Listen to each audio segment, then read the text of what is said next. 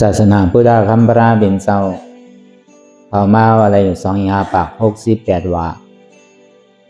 ปีได้2เองปลายปาก19นี้ปีก็จะหิง3ปาก86คู่ปีคิดวันที่เก่าเดือน3ปี2เอง25เดือน4ขึ้นมาว่าอะไร11คำในปางสังตือกรรมดราอนัตตาวิปัสสนากรรมฐานปอกกำทวนหนึ่งที่วัดป่าอนัตตาวิปัสสนากรรมฐานคำป่องวานนาเยืองหน้าสารเจเวงสีเสียงเจตอนตนตีเมืองไต้ประจานในก็เขาเป็นตอนกัน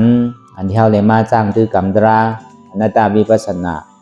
ในข่าวยาม8 โมงต่อถึง10 โมงวันไหนเพราะวันนั้นเลยเขาพอดีหู้ลอกไล่การเฮตราก่อนนั้นลองตั้งอนัตตาสุดยอดนั่นแหละเอาสองดีไรมาซับแรงรับการโดยการไว้วางตัววางใส่เขานั่นแหละอันเดียนเขายีเดียวกลับมาปีเอาเข้าถึงนั่นเลยเขาปกติหมอปล่อยพาวางแปดกล่องนักหลง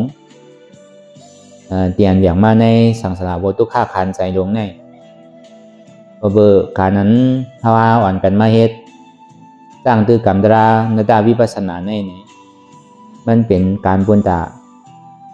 โกนพุทธศาสนาอันเขาถูกดีเห็นหูแลเป็นพื้นฐานอันเขาตีไรเห็นหูสร้างตือกรรมเอาเนี่ยเบอร์มันเป็นร่อนเป็นแกนของจิกของซ้อมของสุดยอดตรงนี้เขาหน้าตาสุดยอดตรงนั้นเพราะว่าป่องแจงแรงใส่หน้าตาเอาเนี่ยมันกัดเย็น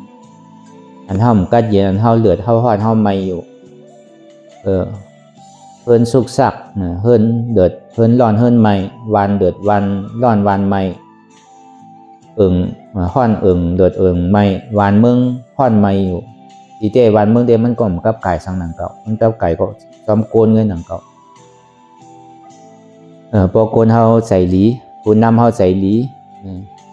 เมื่อหนังก้นวานก้นโขงเฮาทวารเท่าโขงเฮาเนี่ยก็เป็นก้นสมาธิที่สมาสังกัปปะเป็นก้นอาหารหมันแมนซื้อใจในเกาะก้นวานเกาะดีไรกัดเย็นกว่า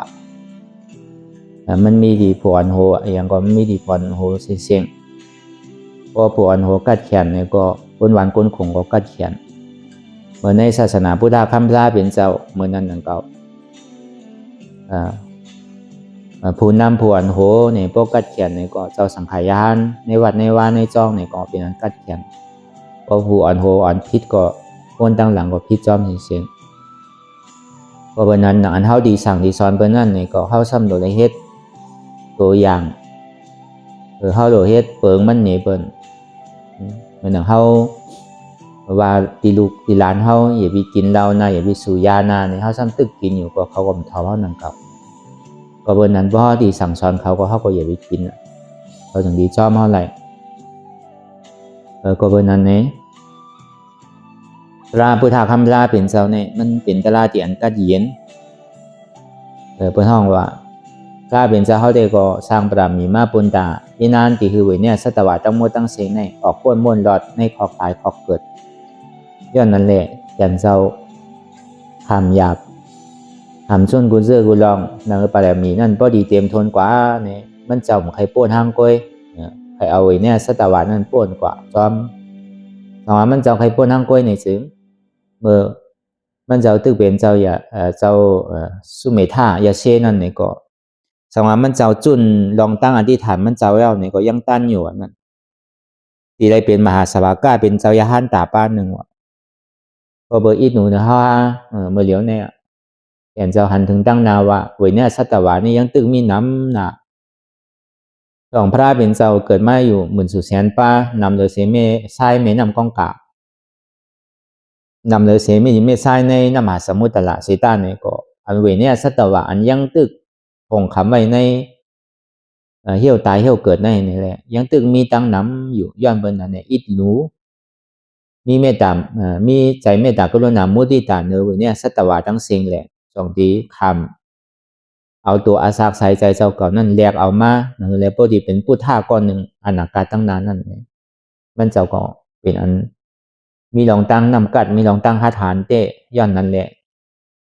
อันเมียเดือเสพราบเนี่ยมันมีอันใดทั้งในชัจวลาตั้งโมตั้งเสียงเนี่ยในย้อนเบอร์นั้นในอันเฮาว่าขึ้นชื่ออะไรมาเป็นก้นเจ้าพุทธศาสนาเย้าในก็อันตาศาสนาเปิ้นดีมายามาเก่าเฮาเนี่ยมันมีศาสนาต่างเพิ่งต่างซื้อต่างรองเปิ้นดีมาอื่นเฮาเนี่ยมันเป็นไรพวกเมื่อไรเฮายังมีนำกัดเฮายังอยู่จอมศีลจอมธรรมอยู่ผิดศีลผิดธรรมอย่างจอมศีลตั้งอริยมรรคเปรียบเปิงในซึ่งศาสนาอันว่านั้นติมเป่าห้ามนั่นเก่าอ่ะไว้เสียศาสนาพุทธคำลาเป็นเจ้าเฮาลาเป็นเจ้านี่ป่านกว่าเย้านี่แหละศาสนาเนี่ยเจ้านี้ยืนยาวห้าที่มีที่หึงอยู่หึงไรกว่าอยู่ห้าเนี่ยเพราะว่าพยายามซ้อมบาศาสนาอันไรก็เย้าในพระเป็นเจ้ากรมว่าเป็นศาสนาพุทธเก่าในกรมว่านั่นเก่าในศาสนาอันไรเนี่ยมันอย่างซ้อมเสียนตั้งปัญญาศีลสมาธิอันนั้นปองว่ามันย่ำเป่าห้ามอันเจ้าอริยะเขาเจ้ายานตาเขาเนี่ยยังตึกตีมีอยู่เนี่ยพระเป็นเจ้าก็เปียกเตียกไว้กำเหลียวเพราะเมื่อไรเนี่ยขาดปัญญาศีลสมาธิอันว่านั่นปองว่าศาสนาเขาเนี่ยมันเหมือนเก่ามันดีวัดไหวหายกว่าเพราะนั้นเนี่ยอันเขาอ่อนกันไม่ให้กันตะลาเนี่ยก็เปิงอนัตตาวิปัสสนาเนี่ยมันเปลี่ยนเปิงของพุทธะคำพระเป็นเจ้าวางตั้มไว้เย้านี่แหละเพราะนั้นเขาก็ดีเลยกว่าซ้อมที่อันขอสั่งกำสอนมันเจ้าตรงนี้กัดเย็นไรป้อมเปลี่ยนเช่นนั้นเนี่ยอันตามันดีห้อนดีไม่ดีเหลือตั้งอนาคาตั้งนานเนี่ยมันหูกระเหือมันดีเลยเกิดเท่าเป็นตายดีเลยทุกข้าคานใส่มีมือเย้ามือสุดมือเสียงให้บอกเพราะนั้นตาเฮาดีได้ขำตั้งนานนั่นเนี่ยก็ตาเฮาขำมือเหลียวเนี่ยเย็นหัวเอามือเหลียวเนี่ยมือจวนเฮานั่งไว้หนังเก่ามันดีเลยใจอิดเพราะว่าเสียนางเนี่ยมันก็หายเว้าหมดหนังเก่าก็เบอร์หังก็เบอร์มันเป็นตะลาน่ะเพราะว่ามันเป็นตะลาได้มืออยู่มือเศร้ามือนอนมือไปก็ยังเจ็บยังตุกข้าวในแต่เป็นเปิงหนึ่งในมันเป็นสินั้นเนาะเมื่อเฮามันนั่งนั่นแค่น่ะมันเจ็บมันกวนมาพอเฮาปล่อยก็หายหมดยังเว้าเน้อเว้าตัวเว้าใจก่อนลองไปอยู่ลีเฮาก็ดีมาเนี่ยลองตั้งอันใจเก่าเศร้าว่างบองในก็เป็นใจอันเฮืองเปิ้งใสกันตัวตอนเกิดขึ้นมาทางแล้วก็วันนั้นในเพราะว่าที่ได้มาจ้างตื้อกำตลานั่นในก็เลยไหวนำนักหนาก็เบอร์การเรียนเฮาอะไรมาจ้างตื้อกำหมู่ในก็มันเป็นการไทยการมั่นการเฮาเนาะมันใจการเปิ้นก็เบอร์นั้นในอันเฮาได้มาจี้มาสั่งมาซับเลี้ยงนี้กูเห็นกูข้าวกูย่ำนั่นในก็นำก็เกะได้นำก็ไรอีดก็เป็นสังหนังเก่าอันลำลองที่เขาหลบปล่องใสแกตลาที่หัวมันมีนำอยู่เพื่อการตีเย้ามันในก่อนมันเย้าที่อนันตานั่นเตียนมันนิจาเข้าเตียนเข้าผ่านมันไรเตียนเข้าตึกกูตึกเหตึกมีลองตั้งขี่ใจมองใจมีลองตั้งหน่องตาอยู่นั่นก็เบอร์สังก็เบอร์อัตตาก็เบอร์เปลี่ยนเก่าก็เบอร์เก่าเปลี่ยนก็เบอร์มีเก่าก็เบอร์เก่ามีนั่นอันนั้นอันเดเลอันมันเฮียฮับตับไว้ฐานเฮาที่สืบกว่าตั้งนานนั่นเป็นอันสืบหยาบก็เบอร์กิเลสเนี่ยมันเป็นรองตั้งอันเฮฮับตับไว้หามเฮวหามเคยเฮตั้งหลีนั่นพอมาเหตุการณ์ตลาดรู้มันดังถึงน่ะรู้วันไหนเป็น4 ปอกไหนเป็น2 ชั่วโมงเนี่ยมันขามได้โยมันเคียงป้นนาเนี่ยอันนี้มันเป็นเครื่องฮับเฮาว่านั่นเครื่องเฮเฮานั่นก็เลยเฮาไขมันนั่นตัวเฮาซ้ำขึ้นบาตัวเฮาหมกล้าเนี่ยอันก้นหิมพอมเขาก็ซ้ำวาทั้งน่ะข่าวลือข่าวหลังบรรลาดว่าที่นั่นเพราะว่ามันนางตลาดหน้าตาได้2 ชั่วโมงในติ่มไรนึงว่ะติ่มไรพื้นว่ะที่ได้นางคาไก่กูดว่ะเอาซะไหนเพราะห้อมไปยามเหมือนว่านั่นน่ะห้อมยามล่าเฮาพึกยามล่าเนี่ยก็หยุ่มยามมาเข้ามาในเกาวันได้ก็ได้ก็ติ่มพื้นเยาเพราะว่าเมื่อหลวงเงาปึ้งมันก็อาติ่มเป็นไรเพราะเมื่อสำดีเข้านั่นอันบางปอกก็มันมีอันยานเก้าเท่านั้นน่ะอยู่ดีเป็นไตเป็นเนื้ออ่านว่าดีเข้าเตี้ยเมื่ออ่านว่าได้ดีอยู่ดีอยู่ถึงจำมาซ้ำอยู่ดีแปลได้ที่ไหนก็มันเฮ็ดให้เฮาเป็น2 ใจ 2 ข้อแปดติเฮ็ดเลียติมาเลียมอันนั้นเปิ้นห้องว่า มันนั่นน่ะมันมาฮีฮับตับขุนสงฆ์นั่นน่ะมันมาฮีฮับตับเฮาไว้ใครออกใครคือป้วนออกหนีมันวะขุนสงฆ์เนี่ยมันถึงมาส่วนอกส่วนใจเฮาอ่ะตอนหนังพระราเป็นเจ้าย่ำรอดหนังเก่ามาส่วนอันเมื่อหนังพระราเป็นเจ้าเขาก็เอาว่าที่เมืองลอยกิจกุฎนั่นเนี่ยก็อันนี้ก็เป็นขุนสงฆ์เนี่ยก็ฮีฮับตับไว้ปุ่งหน้านั่นก็ลืมกว่าในข้าวตั้ง3 เดือนนั่นปันพระเป็นเจ้าเขากินเขาเนี่ยได้กินน้ำแกเอาสปีดกับตักน้ำมากินแกขุนสงฆ์เนี่ยง่ายๆเพราะวันนั้นพอเฮาซุ่มมันเนี่ยก็มันสิมีทางเมื่อไหร่เฮาพูดน่ะแต่เฮาดิเปิดปังตะลาเนี่ยก็มันก็ใช้หลายเจอหลายรองหนังดิเป็นมาปังตะลา1 ปอกเนี่ยเพราะมันพร้อมเสียงเพลงปากกันมีคนดังเลยสังมีคนให้เวียวิจาเลยสังมีคนเลี้ยงดูลุ่มลามมีเจ้าตัดหน้าจากการนั่นเลยสังนี่ตามมันดิเป็นปังตะลามามีคนที่มอมจำวานเฮา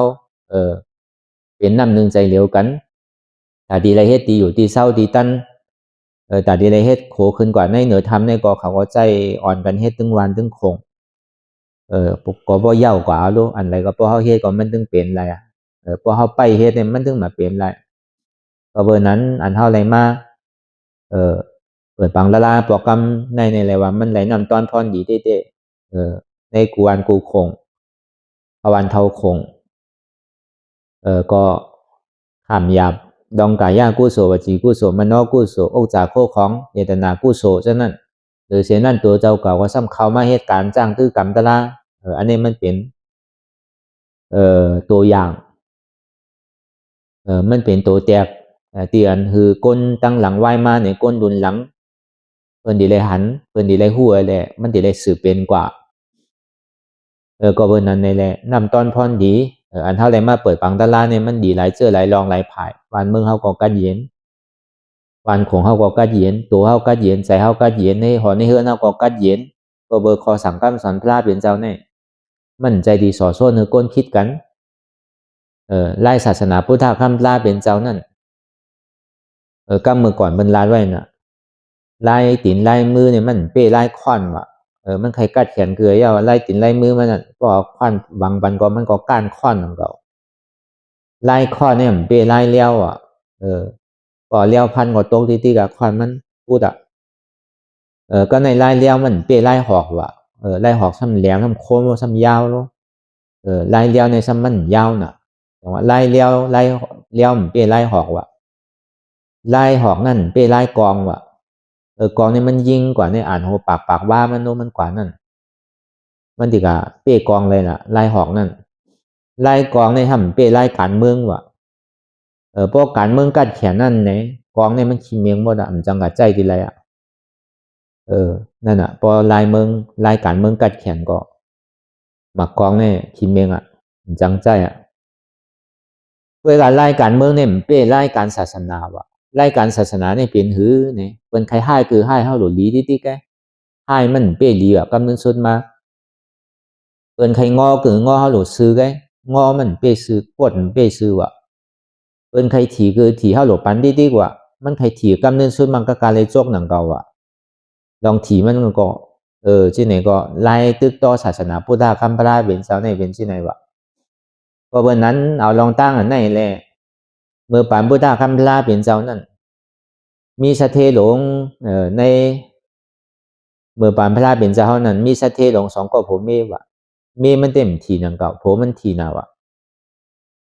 ก็เบอร์เก็บเปิ้นห้องว่าหามามันจ่ายนั่นน่ะก็ใครทราบว่าเงินคำมันนั่นเอาของไว้ตีกินสังก็เสียหลายวะตีดูตีต้านในแค่ห้าก็เบอร์เป็นเกิ้งติ๊กที่ยุ่มย้ำเนื้อศาสนาพุทธคัมภีร์เป็นเจ้าเขายุ่มว่าก้นย้อนเนี่ยเป็นก้นข้านวะเขามีเขาปั่นห้องเงือวะเขาหลกเก็บไว้ดีกว่าเอาหาอะไรเฮ็ดไรรู้เนี่ยมันยุ่มวะก็เบอร์มันไรเฮ็ดตั้งดีไว้อะไรมาเป็นสะเทเนี่ยมันยุ่มวะก็เบอร์มันใกล้เลยมันเป็นแก่วะมันเฮ็ดตั้งดีเลยเป็นเนี่ยมันยุ่มวะย้อนเบอร์นั้นแหละมันดิกินสังกอเชลายน่ะวะถึงวันหนึ่งมาเนี่ยมันใครกินเขาตาดมอนั่นเขามุนนั่นมันหันเบิ่นกินเนี่ยก็มันใครกินเนี่ยก็ดีกินซ้ำเสียลายวะก็ดีกินซ้ำเพราะมันกินห้างก้อยก็ซ้ำดีเลยปันก้นในเฮือนมันกินวะตอนหนังก้นในเฮือนยังใครปันวะ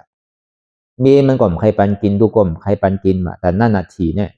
อย่าไปว่าเปิ้นเด้อตัวหนังลูกมันลูกหักมันมีหักมันเนี่ยไม่ใครปันกินมาตัวตั้งถีมันนั่นก็ในก่อนมันก็ต้องเจ็บต้องแก้นเนี่ยเหมือนดีตายอะแบบนั้นเนี่ยมีมันก็ป่องใช้แต่ถามมันสู้เป็นยังไงเท่าที่อย่างในข่าวในสุ่มพวกอยู่ดีเป็นรองสังเป็นย่อกาสังละถูกที่เอาชาวบุญมาเยอะถูกที่เอาหมอมาเปียอย่าไปห้องมาเสียเงินไงกล้ามก็หายก็หนังเก่าก็หนังตัวมันเปลี่ยนได้ยังเสียลายวะเนี่ยโกเสียเงินวะสู่ว่ามาดีๆรู้สู่เป็นสังอาเขาใครกินข้าวนมเขาใครกินข้าวมุ้นเนี่ยวะข้าวมุ้นตัดหมอนั่นน่ะเหมือนตะลาเป็นเฮ็ดนั่นน่ะอันเป็นกะเออทางไว้ดีภัยเดี๋ยวมันปองมานั่นเออข้าวมุ้นเวิร์งันมันก็ว่าใครกินข้าวมุ้นเวิร์งอาโลของข้าวมุ้นขันนั่นก็ในสุ่มว่าลาเนี่ยเฮามือซื้อก็เลยโอ้พอซื้อมันเสียเงินนำว่ะเป็นกินน้ำแม่มันนำเพราะเป็นนั้นก็เฮาตีเฮ็ดปันสูเน่เนี่ยว่ะเพราะแต่นั่นก็มันไรเนี่ยก็พวกเขายินเสียวอายในก้นในเฮิรนเฮาเนี่ยเขาขยะเนี่ยว่ะรู้ว่าเป็นแต่นั่นก็เขาเมื่ออยู่ที่เฮิรนเมื่ออยู่เสาเลียวอะไรเฮ็ดปุนตาสูแกเฮาก็มกินเฮาที่เฮ็ดปันสูแกเพราะฉะนั้นนั้นพ่อหมดนั่นเฮ็ดตามมันกินแกว่ะเมียมันก็ย่ำใครปันกินว่ะลูกมันแค่ให้คนใจเขาในแค่ให้ก็ที่นั่นจะดีพ่อหมดนั่นก็เบอร์มันมีล้อมต้องเจ็บว่ะก็ในเขาก็ไม่อยู่ในที่พอเสาเหลียวนั่นจากเครื่องปองการตาดีโคเขามุนเวิงนั่นก็ในมีวันหนึ่งกลางในเจ้ามาในพระเป็นเจ้าเนี่ยมันเจ้าสู้ตรงมาว่ะถูกดีชอดไปในโลกล้อก้าลงเนี่ยมาหันเขาสองก็ผมมีว่ะอันปุสะเทนั่นก็ในพระเป็นเจ้าจากในห้องเอาเจ้าโมกกันลันกับพี่อาเนี่ยเขากับพี่อาพุ่งตะโคนี่เขาเลยเจ้าโมกกันลันก็เอาปุนพ่อเนี่ยแหละเขาตึกโคเขามุนอยู่เนื้อกลางเฮาที่เสาเลียวมันอยู่ไกลรู้มันยินเสียวอายอย่างนั้นน่ะก็ในตึกโคเขามุ่นอยู่ก็ในเจ้ามกกะลานเนี่ยวินขึ้นกว่าอยู่เนอะถ้าตูป่องเขานั่นวะเขาตึกโคเขามุ่นตึกหาป้องหมดเลยมันก็กะอยู่สองหน้าเลยหาตุ้งซ้อมนั่นน่ะตุ้งซ้อมเอาตกใจวะเนี่ยมันก็ซ้ำใครรู้นั่นน่ะอย่าไปถามว่าเขาตีรู้แล้วเจ้ายาห้าเนี่ยวะเบี้ยวของสูเนี่ยเขาสูหมอย้อนกินเบิ้นแก่สูหมอเหตุการณ์เนี่ยวะปั้นวะมันก็กว่าทั้งไรทางว่าตีไรห้ามันไรเนี่ยวะมันวนในใจมันว่าที่นั้นในทางสังว่ามันว่ากว่าคนลืมเอามันมีหลีถอมไหมครับผมเลยอ่านด้วยพอถึงดีนั้นมามันใครมีสื่อก็ตึงปันไรก็ในเพราะว่าถึงว่ามันนำชื่อก็ปันไรก็กะเปลี่ยนชื่อก็เจ้าโมกขลานนั่นยอมกว่าว่ะก็ในทางวนหนึ่งมาสังว่าไพ่มันลูกกว่าตึงเสียงเนี่ยก็ตึงดิ่มปันไรเนี่ยมันฮัดลาแล้วว่ะเพราะมันลาในไพ่ดินลูกแปลเสียงว่ะในหอเสาเหลียวมันนั่นก็เปิ้นนั้นเล่มอย่าไรล่าเนี่ยเลยก็การไรหลูปันว่ะก็ในเพราะว่าโคขมุนมาในขมุนอันอิดอ่อนอีนึงก็เนี่ยออกมาเนี่ยมันนำน่ะว่ะขมุนเนี่ยป้ามานำน่ะตอนหนังป้ามานำแต่นั่นก็ยังตึกเสียลายอยู่ว่ะยังตึกเสียลายอยู่ยังตึกเสียลายมันใครปันว่ะก็เบอร์ว่าใส่อีนึงว่ามันป้าออกมานำมันที่เต้มันเป็นที่นั่นนกก็เบอร์เจ้าโมกกันหลานนั่นมีอภิญญาสามมาเทศไรชื่อคือก็ไรน่ะก็ในก็ลองตั้งอันต้องเจ็บขยักเขามันก็หายไปแล้วว่ะก็ในพอเป็นแต่นั่นก็เราดีหลูปันเชียงก็ยาวว่าเช่นนั้นเนี่ยแหละมันไรนะดีเลยหลูปันพอเขาพระเป็นเจ้าเมื่อเดียวเขาเจ้าตึกไปอยู่ที่ในจ้องอยู่ไปหลูคำเขามุนตะกาเขาในเนี่ยมันก็พร้อมหมดว่ะเพราะเป็นนั้นเขามุนอีดอนอีนึงก็เนี่ยเจ้ายาฮานเขาพระเป็นเจ้าเขาเลยซุ่งเสียงเพราะอะไรซุ่งเสียงก็ในพระเป็นเจ้าเขาจากดีห่อตะลาปันก็เจ้าโมกกันหลานนั่นก็เอาปิญญามันเจ้าไว้แหละวันเขาโผเมียนนั่นก็ฮอดถึงดีจ้องเขาหนมเขามุนเวิงเขานั่นก็มีอีกหนึ่งก็ยังไรดูไรอ่านโหเหงมันวะเพราะเป็นนั้นเนี่ยพระเป็นเจ้าอนุโมทนาฮอตะลาปันเสียจัดตะลายาวนี่ก็เอาข้อสองก็ผมมีตกเป็นซอดาปานกว่าเพราะว่าตกเป็นซอดาปานกว่าก็อธิษฐานต่อในกว่าวันตาเมื่อนั้นแค่นต่อต้องตะกาเขาไว้ว่าข้าเขาตะกาเนี่ยที่เป็นอุบาสกอุบาสิกะ ยิมยำเกลีในพระราตราสังขายตนาเกียวแม่สามเบิงสามป้าเนี่ยได้ฮับเอาสารณกงเนี่ยก็เป็นเจ้าพุทธศาสนากาก็มเที่ยวว่ากำในเนี่ยเนี่ยพระนาเป็นเจ้าเนี่ยมีเมตตามหากรุณาอันใหญ่อันสูงหาติแตกมันมีที่ไหนก็มันจังมีนั่นน่ะกาปามือกูปอกๆเนี่ยมันก็ห้ามกินจ่ายแบบหามันก็เชียงหนังเก่าอันนี้ห้ามจ่ายหาซ้ำหมอชาว่ะเนี่ยสะเทเนี่ยซ้ำถี่ป้วนสะเททางกล้องเขาสองก็ผมเมนั่นอาชีวะสักเขาก็เท้ามาเลยมอกา70-80เนี่ยเอากินป้วนตีจ่ายป้วนตีหนานี่แหละเงินคำในป้อมเดือสังวะเมื่อหูหลูเงาปึ้งมันในมีอยู่80กกเตวะใน80กกเตในสังวะเขาคาดใจกล้าขายดวงโตลืมที่เนี่ยเขาได้เป็นสะเทหมายหนึ่งวะเมื่อปัทมาหย่อยเขานั่นถึงดีตู้ย่าหย่อยมานั่นเนี่ยสังว่าเขาลงตัวลืมคิงในเลยเขาสำคัญใจเฮ็ดตั้งกาตั้งขายในก็ดีเป็นสัตเทหมายสองว่ะ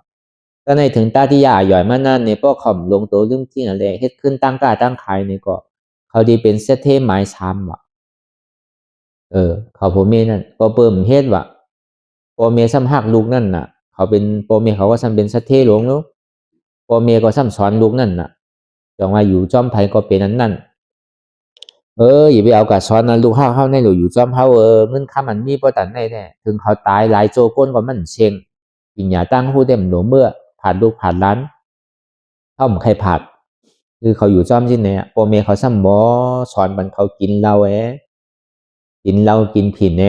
ข้องก้นมากาพ่อนเนี่ยเปียวกับวันไหนวันนั่นเฮ็ดหานั่นน่ะโอ้มาหางแหงนั่นน่ะป้อมใส่แทงก็ยอมหมดติ๊งนั่นน่ะอันนี้ก็มีว่ะเนี่ยสะเทมันกูปองเนี่ยก็เบอร์สังเอาจ้องมันน่ะพระเป็นเจ้าเฮาออกมาในจ้องจิตบุญมาหันสองก็ผมเมสะเทเขาสองก็ผมเมนั่นเป็นกวนย้อนนั่นน่ะดูที่จะปัทมาหย่อยอันว่านั่นเอาตั้งแต่เฮาความต่อถึงเศร้าหาในปนทองปัทมาหย่อยว่ะดูดิยาหย่อยในอันเศร้าหกต่อถึง50ว่ะตาดิยาหย่อยอันมานั่น50ต่อถึง75ว่ะเนี่ยมันมีอ่ย่อยสามย่อยเนี่ยก็เบอร์นั้นแหละเพราะมาหันเขาผัวเมียก็ยุ่มพระเป็นเจ้าเขาก็ยุ่มเอาเคียวมันเจ้าเนี่ยคือไว้วะก็ยุ่มเอาเนี่ยเพราะว่ามันเจ้าหนีเคียวเอาเคียวในคือวะเดี๋ยวอนันตาจึงได้ถามว่าพระเป็นเจ้ามีน้องตั้งสั่งได้ยุ่มค่ะพระเป็นเจ้าจึงได้เล่าลาดนี้นั่นนะเขาผัวเมียในอันตั้งเขาเป็นสัตเทหลวงกันได้ก็เปิดว่าพ่อเมียเขาหมอสั่งหมอสอนหมอกับพึกเฮ็ดตั้งปิ่ญญาแหละอยู่กับเจริญจละกลุ่มก็กินอยู่ติ๊กกินจ่ายมันเฮ็ดมหามีมันก็มีอยู่80กกเตวะเขาก็โอ้ก็ซะมี80กกเตวะมาป้องกันได้มีอยู่ปาก60กกเตวะเป็นสะเทหมายนึงก็เดียว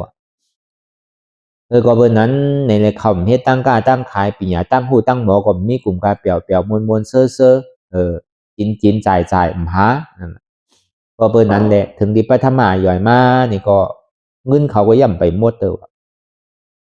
ถึงดีตู้ที่ย่อยมาเนี่ยก็เงินคำก็ยังตึงมีถึงดีตาที่ย่อยมาเนี่ยก็เบอร์เท่าแก่ไม่เอาแต่ลองตั้งเลียดเชลเนี่ยก็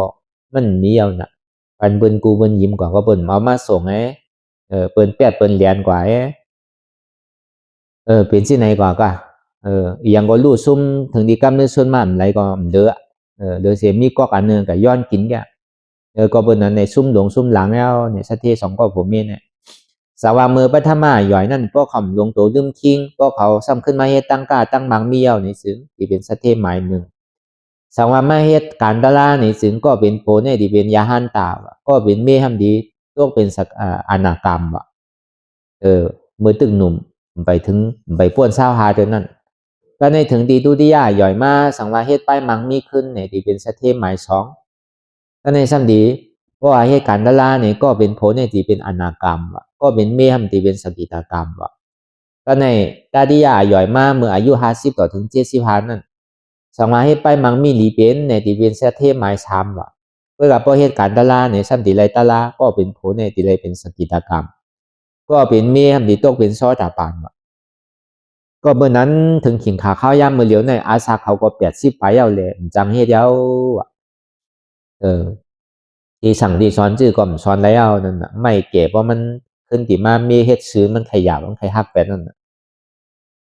ก็เบอร์นั้นเนี่ยมันซุ่มหลังเย้าเนี่ยว่าก็เปิดก้นเฮาเนี่ยมันผู้อยู่กับก้นเมียวหือก็สั่งเป็นก้นเมียวนั่นอันนั้นลูกตีแรงเนี่ยซ้ำกว่าที่มืดขึ้นมาเมื่อเกิดมาเนี่ยก็มังมีหลีเป็นอยู่ถึงนี้กำนึงสุดมาเนี่ยก็ซ้ำก้นกว่าขึ้นตีมืดตกลงกว่าตีมืดขึ้นว่านั่นเป็นห้องว่าพอแรงมาซ้ำรับกว่าทั้งว่าพอโจมพอภูมาซ้ำโจมกว่าว่านั่นก้นเมียวนั่นที่ไหนก็จังมีว่าจองว่าการตลาดเนี่ยพอเฮามาวนทัดสังด้วยอันเท่าเลยมาให้การตลาดนั่นเนี่ยก็ยิงอัตสาเข้าหนุ่มเนี่ยก็เพราะเขาฮัดเนี่ยก็มันเจียวถึงไว้นั่นน่ะพระเป็นเจ้าใครว่าเช่นนั้นว่าเมื่อเขายังตึงหนุ่มตึกคำมันว่านั่นเมื่อปามพุทธาคำลาเป็นเจ้าเนี่ยเจ้ายาหันตาเป็นเจ็ดโขบเนี่ยก็มีตั้งนำเนาะอาสาเป็นซีไปเศร้าไปก้อยเป็นไม่ให้การตลาดเลยตลาดทูตลาดเมียดกว่าก็เบอร์มือตึกหนุ่มตึกกำไปมีผัวมีเมมไปเตะหน้าหอโตเฮิรนนั่นลองตั้งสุกยุงลองตั้งใจติดใจจับใจเปี้ยนลองตั้งอุปทานมันก็เก๋แต่ในพอมีตาหอต่อเฮิรนมามีลูกมีเมมีผัวมายาวในก็ใจติดลูกติดล่างใจติดหอติดเฮิรนใจติดผัวติดเมเนี่ยมันก็นำมาทางนั้นนะเพราะอาศักเทาเขมาเนี่ยก็ตั้งหูตั้งหันนำมาเสต้าเนี่ยก็พอดีมาให้การตลาดเนี่ยมันกึ่งกลางยุ่งเป็นเตห้ามเป็นเตห้ากลมหูตึงก็ตึงเจี๊ยบไปตึงเสียบตึงตู้ข่าจ้อแม่ตั้งหูเจ้าเก่าก็ซ้ำไรเห็นหูมานำจ้อแม่เนี่ยแหละมันก็ยุ่มดูยุ่มดูใครเห็นดูใครเห็นดูเนี่ยจังว่ายิ่งอันอาศักเข้าเทามาเนี่ยก็ลองตั้งค่าเท่าเนี่ยมันลองตั้งอันเท่าดีให้การตลาดนั่นเนี่ยก็มันก็ยอมลงว่าเบอร์นั้นในอาย่อยสามอาย่อยนั่นสังว่าในตาดียาย่อยในอาย่อยปอกทนสามเนี่ยอย่าไปเหตุการณ์สังเอาหรือเหตุการณ์ตลาดเลยหรือเหตุการณ์ดีเลยอันหนังเสื้อต่างร้องเนี่ยอย่าไปเอาเขาอกเขาใจเอาเดี๋ยวเสียการตลาดเนี่ยเมียนหรือเบอร์เนี่ยพอเบื่ออันเท่าไหร่มากเกิดพระวาจาเป็นคนดีเลยสังจ้าเลยสังเบื่อจ้องวันหลังเท่าไหร่เฮ็ดไว้เหมือนเท่าไหร่เดี๋ยวเลยมูลเลยเซอร์โจเก็บโจข้าวนั่นก็เปิดกู้สู่เขาในมันเสียงทำในเขาสำหรับคัดใจหาขึ้นกู้โสตั้งนานเลยกู้โสเมื่อเลี้ยวเนี่ย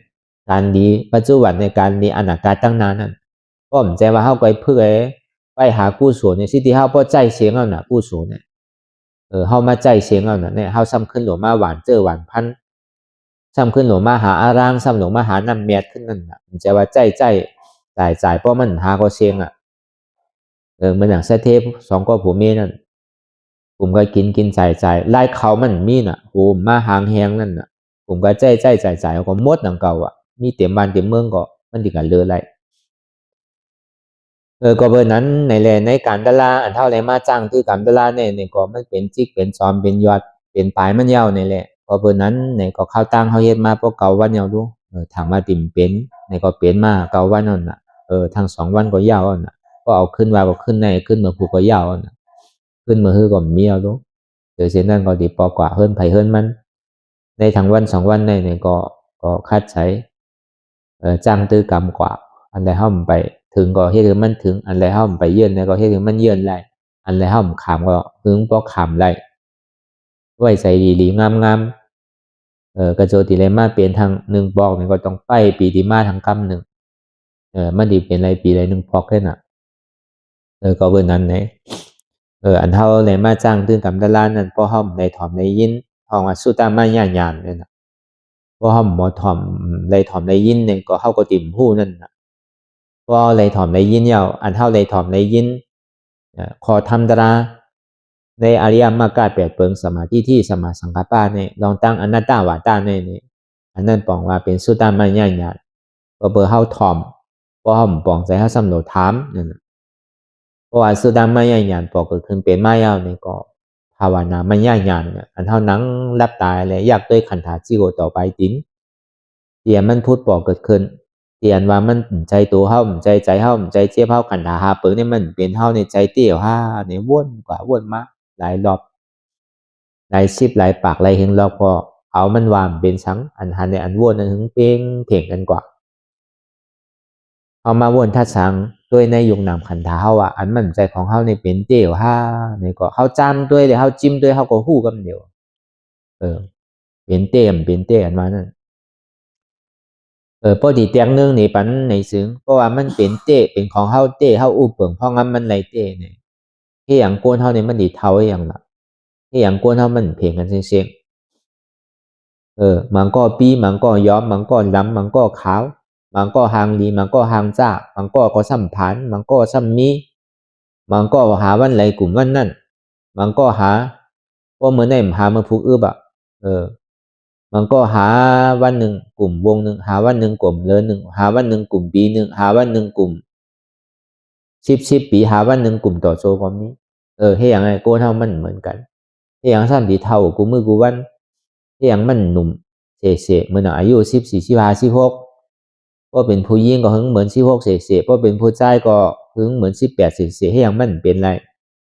ให้อย่างหูซ้ำดินหนกให้อย่างตามตีโมให้สังเคียวตีว่างให้อย่างเนินหนังทำตีเหี่ยวเพราะว่ามันเป็นตัวของเขาเต้เนี่ยอันนี้ก็เขาว่นตึงป่องกำเหลวใจห้ามใจก็ว่นด้วยดีลองตั้งเขาว่นเสื่องไหนก็เป็นตะล่านะใจว่าเป็นลองอาปุ่มใจเป็นลองอันดาลีว่นกรรมใจ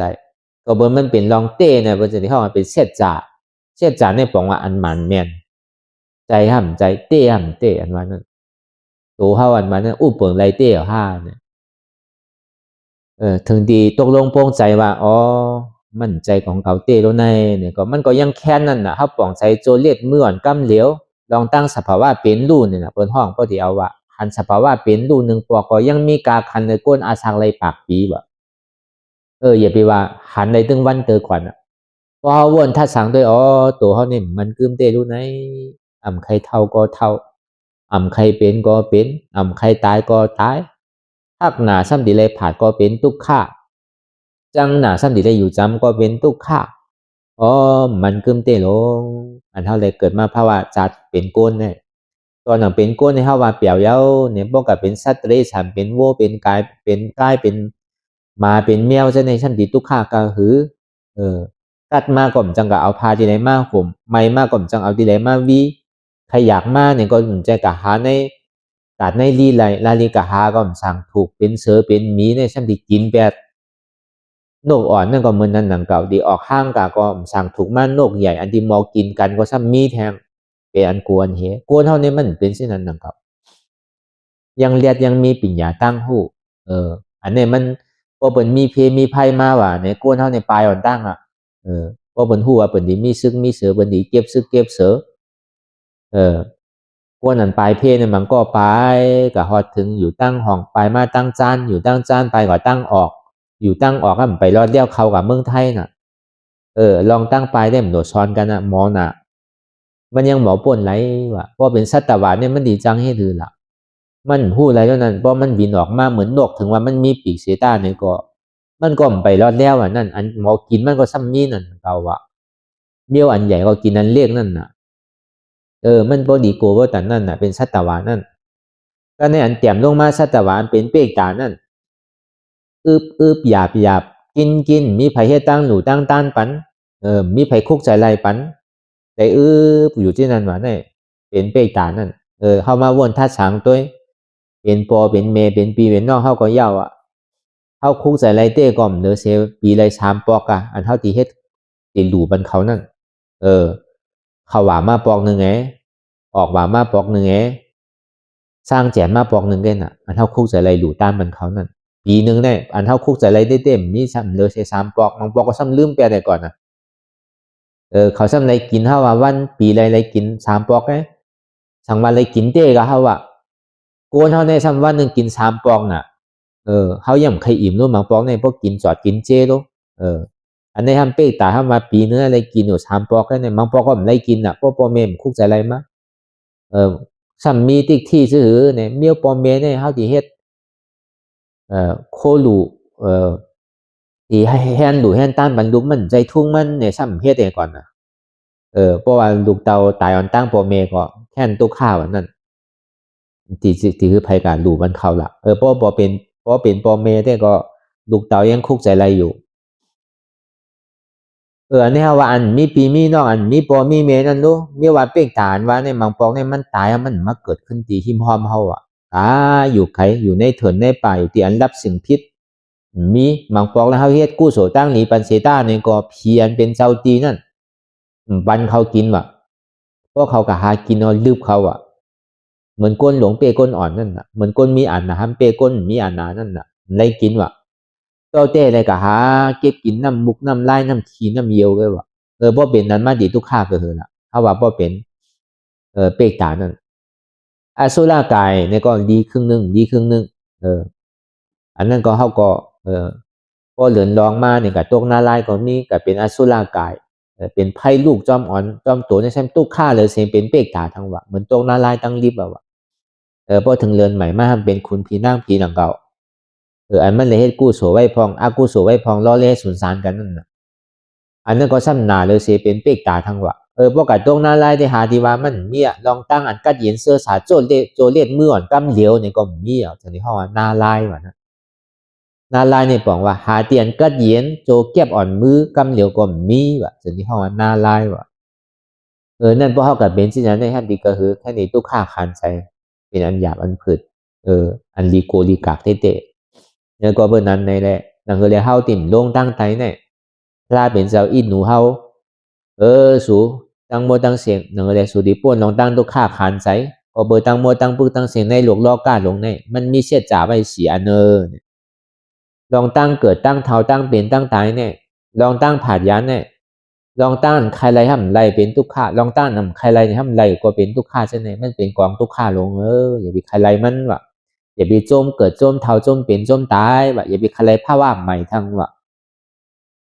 โพสุใครหู้ในเหตุหักเงาจ้องมันเต้ๆในก็เปิดสังก็เปิดตันนะกามาตันนะลูบ้าตันนะอาลูบ้าตันนะก็เปิดล้อผ้าต่อสร้างโมหะมานาติที่อ่อนโหอันนั้นน่ะเป็นเหตุหักเงาจ้องมันก็เปิดอัตตามาหน้าล้อผ้าอ่อนโหแหละสังวาสูเอาอัตตาล้อผ้ามาหน้าตัวเป็นระยะในสุดิกัดเยเนอเนี่ยพระเป็นเจ้าเขาแจกเพไว้ดีๆรู้อันใดเป็นทุกข์อันใดซ้ำเป็นอาจองทุกข์นางแลทุกข์ตีสุดในซ้ำดีเลยเฮ็ดชื่อหือดีเลยเอาจองมันสุดกว่าดีเลยเอาอาจองมันตัวกว่านั่นทุกข์นั่นถึงที่สุดเลยนางเลยตีเอาอาจองทุกข์มันสุดกว่านั่นดีเลยเฮ็ดชื่อหือดีเลยยังจอมเส้นตั้งปิญญาศีลสมาธิลองตั้งหันในลำลองเนื้อเปิ้นเรียกว่าลองตั้งวนในลำลองเนื้อเปิ้นก็เบื่อเท่าหันพิษวนพิษเนี่ยสองนี้อะไรของพิษพอเขาหันหมันแมนวนหมันแมนก็เข้าติ่มไรของพี่เท่าเดี๋ยวไรอันหมันแมนพอสุขใครป้วนลองตั้งทุกข้าเนี่ยก็หลหันเต้หันนันเต้ไรอันเต้ดีเป็นอันเต้หาเตียนว่ามันมีมันใจเป็นของเขาเต้ตั้งแต่ชื่อโหต่อไปตินเนี่ยมีอันไรเตียนเขาอุปเปิงพองมันไรเต้เพราะเขาหมอปล่อยพาวังตั้งแต่ชื่อโหต่อไปตินในยุคนำคันเท้าเนี่ยเขาคัดเย็นเพื่อการจากการโจตีปล่อยพาวังไรนั่นเนี่ยเขาเดี๋ยวซบลายเหมือนไรตีไปอะไรปล่อยพาว่างก่อนไรตีจุกไอ้ปล่อยพาว่างก่อนไรตีน้อยเนี่ยปล่อยพาว่างก่อนไรตีเลยมันนั่งอันนี้มันเป็นเปิงพระเป็นเจ้าเขาไปห้องนั่งกรรมฐานนั่นนะจุกกรรมฐานก็เปิ้นลาดไปกรรมฐานก็เปิ้นลาดนอนกรรมฐานก็เปิ้นลาดเป็นวันนั่งกรรมฐานนั่นนะก็เพื่อทำนะเขานั่งที่ไหนเนี่ยลองตั้งเสียเวทนาเนี่ยมันมาอะไรเต็มเขาหันอะไรลีจังหวะเพราะเขาหนังเนี่ยเจ็บมันดีเกิดได้ลีทุกข้ามันดีเกิดได้ลีกาวันเนี่ยมันดีออกมาเพราะเขานอนเนี่ยมันหันเอาไหนอยู่รับไปไหนก็เย้าก็ไปที่นั่นก็เหมือนกันมันต้านหันทุกข้าสังเพราะว่าอย่างในไรตะลานว่านั่นเป็นโวเป็นใกล้เป็นผ่านเขาในไรตะลานโมเดลมันมีนั่นน่ะเมื่อปานพระเป็นเจ้าในมีป้าเหลวกันว่าอันไรอย่างในไรตะลานนั่นนำบ่แต่นั่นก็ในนอนเอาตะลาเนี่ยก็มีกำนำเนี่ยนางไรตะลาได้ดีกะจุกเอาตะลาก็มันมีเพราะเบิ่นนั่นเนี่ยเป็นจากที่ห้องมันนั่งกรรมฐานนั่นน่ะเนาะนอนกรรมฐานเนี่ยเบิ่นมาแล้วมาเฉพาะตะยาไทยในนั่นน่ะมาก็สมันนั่งตะลานั่งเก่าตะยาเอกเนี่ยมันมีตะยานอนก็มีตะยาไปก็มีตะยาจุกก็มีเป็นตะยานั่งนั่นน่ะห้องตะยาไทยนั่นน่ะก็เบิ่นนั่นน่ะเฮาจงเรียนมาอ่อนกันนั่งตะลานั่นเอาใจเฮาว่ามันไรพอมันก้นขึ้นก็ลูกปานนั่นแหละพอมันลูกแหละพอมันอยู่แล้วก็ไปปานนั่นแหละพอไปเอาก็พอมันเห่อมากก็นั่งปานแน่นอนปานแน่เฮ็ดทุกอิริยาบถแลเนี่ยอันนั้นมันใจว่าอันนำรองมันได้เฮาหลวงมีอธิษฐานนั่นน่ะอีเกสุดมันก็อันเฮาเลยมาเฮ็ดกันเนี่ยก็บอกเลย2ชั่วโมงเนี่ยอย่าไปมันยอมนั่นน่ะเพราะมันเหลือก็เลียเป็นน้ำแมทอย่าไปมันยอมนั่นน่ะเพราะเป็นสิไหนดีๆนั่นเนี่ยแมทก็เฮาซุ่มเนาะเพราะมันเป็นแต่นั่นในเฮาหันอันที่ว่าเฮาอยู่ว่าเฮาว่าใจตัวเฮาเสียตาเนี่ยก็เพราะมันเจ็บมาเนี่ยมันเป็นเฮาดีๆอ่ะพอมันเจ็บมันแกนมันเสียบมันทุกข้ามาเนี่ยเป็นขาเกาเจ็บเป็นแอวเกาเจ็บเป็นต้องเกาเจ็บเป็นโหเกาไข่เกาเนี่ยเจ็บน่ะอันนั้นน่ะหันเกาแล้วก็เพื่อหังน่ะ เมื่อมันไปหันเกาในตึกหันเปินอยู่เปิ้นห้องว่าอัตตานอกนั่นอัตตานอกมันมายาเปิ้นแบบเขาจะได้เป็นอัตตานอกจริงๆพอมันเจ็บมาเนี่ยมีเกาก็เปิ้นก็หายก็ตั้งไรก็บ่ฮู้อันจุ่มเฮานี่ก็หายก็ตั้งไรก็บ่ฮู้เขานั่นก็หายก็ตั้งไรบ่ฮู้คือเกาก็อันนี้มันอยู่มีกาเกาก็เหลียวแกเกาตัวนั้นน่ะหรือเอาออกเกาอันที่เมื่อหันอยู่เมื่อเหลียวก็มั่นใจของเกานั่นใจเกาเป็นอนัตตานั่นแน่บอกว่าอันเฮาวนทัดสังตัวตอนเด็กสิโกต่อไปติเนี่ยมันเป็นตะลาใจว่าเฮาวนหลอกหลายๆไงพอเฮาหมอปล่อยภาวังยุ่มว่ามันเป็นใจเกาเตี้ยวนี่ก็เฮาถึงดีจุนไรนั่นน่ะอันเฮาจุนไรเนี่ยยังตึกว่าเป็นเกานั่นน่ะเป็นขาเกาแอวเกานั่นน่ะเกาก็ใครพื้นใครหนึ่งใครโต้งจริงๆนั่นน่ะถ้าในถึงดีมาดีใจก็เหมือนนั้นอันหักหนาหรือเปิ้นตั้งเสียงให้เป็นตัวเก่าอันหักหนาหรือตัวเขาทำเป็นใจเก่าตัวมันเนี่ยใครเป็นสังก็ยาวถึงนี้กำนึงสุดมาเปิ้นดีเลยผ่าคาป้อมตัดเปียเนี่ยกำตายเนี่ยก็การเลยคือเปิ้นตัดว่านั่นคาคอนนึงก็อันเปิ้นเป็นชี้โสใช่ไหมอันย่าหมากกองใช่ไหมอันย่างูครบใช่ไหมป้อมตัดเปียก็ติดตายวะเนี่ยก็การเลยตัดเปียพอตัดเปียก่อนตายนะมีขวานหนึ่งก็ยังหลีเอาใส่อัตู้ก็ได้ก็ในทางขวานหนึ่งแม่ก็ดีเลยตัดเปียเนี่ยก็การเลยตัดเปียอยู่ใส่อัตู้ทั้งสองก็เลยนั่งในโทรล่อก็เป็นช้างแล้วไปใครตายเถอะขาดสองขวานก็เติ้งมันก่อนย่ำไปใครตายเถอะก็ในให้ก่อยให้มามือก็โดดตัดว่าเนี่ยตัดก็การเลยปล่อยบนตัดไปใครตายเถอะรู้บนตัดชื่อบนผ่าชื่อก็การเลยปันบนผ่าบนตัดก็เบอร์มันโกตายเองการลักษณะมันเนี่ยมันโกมันใครพูดใครขาเขาเติ้งมันป้อมไปตายก็เย่าบ่เป็นสินั้นเนี่ยบางปองบางเผาเนี่ยเฮามาวนจองว่ากิเลสสารเนี่ยมันใจว่าไม่ดีขาตีมือดีโตเพราะว่ามันมีดีขาตัดขาไปก็เย่าบ่ดีเลยตะลาจองว่ามันมีขานี่ก็มันใจของเขาคือเฮาวนแบบต่างใจนั่นก็อย่างนั้นหนังเก่าถึงนี้กำนึงสุดมาเนี่ยพอมันเจ็บกว่าตั้งปึกตั้งโมตั้งเสียงเอาก็อันหักหนาหรือใจมันเป็นสังเป็นเจ็บพอมันเจ็บมาพอเป็นก้นอยู่ดีกินบานมาตายนอนไงกินน้ำมาลูกกอข้างนั่งกอข้างนอนกอข้างพุ่นกอข้างมาเนี่ยกินก็เป็นอันหยาบถ่ายก็เป็นอันหยาบมาเนี่ยใครตายก็เป็นไรใครกินยาเบื่อตายไว้ก็เบอร์สังน่ะมันโกตายสีแล้วนั่นก็เบอร์มันเจ็บกว่าตั้งเสียงเอาลองอาสาใส่ใจเนี่ยมันใครมีใครตายไปแล้วก็กับมันตายในลองต้อมันน่าชานะมันจะว่าหุ่มจมในตายเหมือนกันตายในลองอาตามบ้านน่ะก็เบิ่มขามเจ็บอะไรใครตายนั่นน่ะแต่ว่าอันหักหนาเลือใจนี่เป็นเจ็บอันหักหนาเลือเจ็บมันเป็นภาวะใหม่ก็ในพอดีตายมาเนี่ยนิมิตเนี่ยมันเกิดขึ้นมาว่าใจเขาตีแต่ไหนเป็นนั่นนู้อามานิมิตกับนั้นสังวาเลยกับเป็นนอนเป็นวัวเป็นใกล้ก็ดีเป็นอยู่ก็เบอร์มันขำแล้วเฮิรนหลังเนี่ยมันไหวมันยกมันกดมันปังบ่จะผลก็แห้งโดมก็แห้งแดดก็แห้งอยู่แล้วนะก็อยู่ไรมาเนี่ยใครป้วนหนาเฮิรนหลังในเนี่ยใครอยู่เฮิรนแต่ก็เติ้งมันคือหลอดผลหลอดไผ่หลอดร่มก็ยาวบอกว่าใครกับเป็นใกล้ก็เพิ่งเปลี่ยนก่อนใครเป็นวัวเพิ่งเปลี่ยน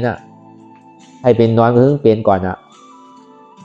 เพราะว่ามันป้วนเฮิรนหลังในก็ยาวพวกค่ายกับเฮิรนหลังไหนก็เป็นช่างตันนั่นใจเขาดีโก้พอถึงเมื่อกำเนิดชุดมาเนี่ยใครเป็นสังก็เปลี่ยนก่อนพอมันในค่ายเฮิรนมันเนี่ยก็ยาวเฮิรนมันโพเฮิรนมันยาผลยาแดดก็ยาวมันป่องว่าเช่นนั้นเพราะมันอยู่ปียาวเข้าถึงมาเนี่ยมันเหมือนเฮิรนบดปกมงแมงไส้กินดีกว่ากำเนิดชุดมันก็กวนฟังดูปล่อยแบบไอ้หนังเก่าดีเลยปล่อยพาว่างไว้หนังเก่าทำใครผ่าก็ต้องดีเลยผ่าทำใครยานก็ต้องดีเลยยานมันจังเฮ็ดชื่อหือก็เนี่ยพอเป็นนั้นมาเนี่ยพอห้อมจุ่นพาว่างไว้กลุ่มการใจติดใจจับใจห้อยกลุ่มการมีใจล่อผ้าต่อ3 ม 5เนี่ยที่ตั้งกว่าเฮาเนี่ยมันอิ่มเดียวมันดีลงตั้งแต่พอบนนั้นเลยอันเฮามาพึ่งสร้างด้วยกรรมตลานั่นคือเฮาฮัดจุ่นพาว่างเมื่ออำไปเป็นเตอเมื่อไปถึงเนี่ยก็เฮาก็ดีได้พึ่งไว้ต่อถึงอาศักเฮาบ่สุดเชิงกว่าถึงพระวาจาปานามาเนี่ยก็ดีได้จึงว่ากัดเย็นเกิดมาพระวาจาในก่อมซุ้มตั้งนานนั่นก็ซ้ำซุ้มเนี่ยนะบอกว่าเกิดมาเป็นคนพุทธศาสนาเนี่ยก็พึกแต่ดีเป็นอริยะคือไรอันไรถึงได้ก็ไว้กำนึงก่อนอันหนังรองมันได้เข้าหลวฮัดจุนโตจุนใจจุนเจ็บนั่นน่ะหักหนาเหลือเปิ้นได้เป็นโต พอหันตัวจุนตัวหักหนาเลยตัวเป็นใจพอหันใจเอาจุนใจหักหนาเลยเจ็บหักหนาเลยใจมันเป็นเจ็บเนี่ย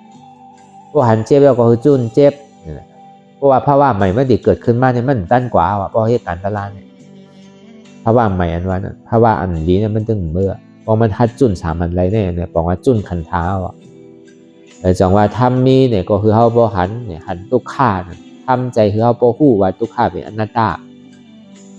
ก็เลยหันทุกข้าก็นั่นหันตลาก็เลยหันตลาก็นั่นหันพลาก็หันทุกข้าก็หันตลาหันตลาก็หันทุกข้าพอเฮาใครหันใครหุ้มใครห้าเอาทุกข้านี่ก็บอกว่าเฮาใครหันตลาใครหุ้มตลาใครห้าเอาพลาเฮาก็สิได้ทุกข้าติ๊กๆเฮาก็สิได้เจ็บอยู่ติ๊กๆก็ใครหันเจ็บใครฮู้เจ็บใครห้าเจ็บก็เฮาสิเจ็บติ๊กๆกว่า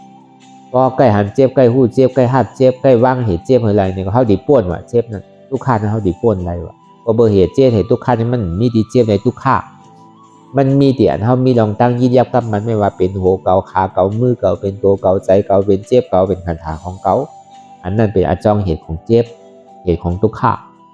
วางพูดต่อมากำไรก็โฮมมีคามมีมือมีโตมีใจมีเจ็บในก็มีอนัตตาก็เป็นที่ไหนเอากันเย็นเขาก็ตีโหมันเนี่ยก็วันนั้นนี่แหละนี่ก็เอาหยาปียาววนอีหลีวนยาวข้าวยามมึงหึงอย่าไปว่าไพ่ป้นอย่าไปว่าเทิมป้นเตียนเท่าหันเท่าวนเตียนเท่าวนเท่าหันนั่นถึงพอเพียงเพียงกันกว่าวนต่อถึงเจี๊ยบนั่นพอสุดวนต่อถึงทุกข้าพอสุดตาต่อถึงอัตตาพอโตพุทถัดกว่าอันไรที่มันพูดบอกเกิดขึ้นเป็นมานั่นนี่ก็คือเขาหมอวางเป็นหน้าตาอะไรเนี่ย